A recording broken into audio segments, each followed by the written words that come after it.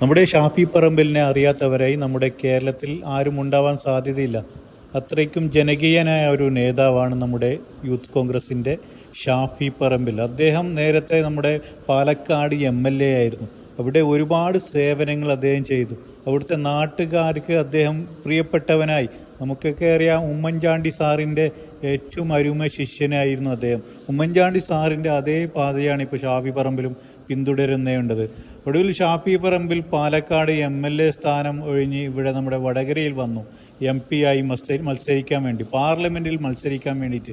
അവിടെ ശക്തിയായ ഒരു മത്സരാർത്ഥി തന്നെയായിരുന്നു ഷാഫി പറമ്പിലിനെ നേരിടേണ്ടി വന്നത്. നമ്മുടെ ശൈലജ ടീച്ചർ, നമുക്കൊക്കെ അറിയാം, കഴിഞ്ഞ കോവിഡ് കാലത്തെ നമ്മുടെ ആരോഗ്യമന്ത്രിയായിരുന്നു ശൈലജ ടീച്ചർ. അപ്പോൾ ശൈലജ ടീച്ചറെ നേരിടുക എന്ന് പറഞ്ഞാൽ ഒരു വെല്ലുവിളി തന്നെയായിരുന്നു. പക്ഷേ ഷാഫി പറമ്പിലിൻ്റെ മുമ്പിൽ വലിയ വെല്ലുവിളികളായിരുന്നു ഷാഫി പറമ്പിലിനെ നേരിടേണ്ടി വന്നത്. അദ്ദേഹത്തെക്കുറിച്ച് കാഫിർ എന്ന പ്രയോഗമൊക്കെ ഉണ്ടായിരുന്നു. കാഫിർ എന്ന സ്ക്രീൻഷോട്ടൊക്കെ എടുത്ത് CPIMൻ്റെ സൈബർ ഇടങ്ങളിൽ അദ്ദേഹത്തെ തേജവധം ചെയ്തുകൊണ്ടേയിരുന്നു.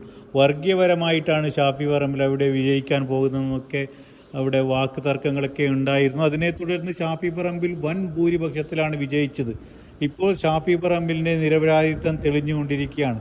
കാഫിർ എന്ന പ്രയോഗം CPIMൻ്റെ സൈബർ ഇടങ്ങളിൽ നിന്നാണ് ഉത്ഭവിച്ചതെന്നാണ് പോലീസിൻ്റെ കണ്ടെത്തൽ. അതേ തുടർന്ന് ഇപ്പോൾ ഷാഫി പറമ്പിലിന് വലിയൊരു വൻ പിന്തുണയുമായിട്ടാണ് ഇപ്പോൾ കേരളത്തിലെ ജനങ്ങൾ വന്നുകൊണ്ടിരിക്കുന്നത്.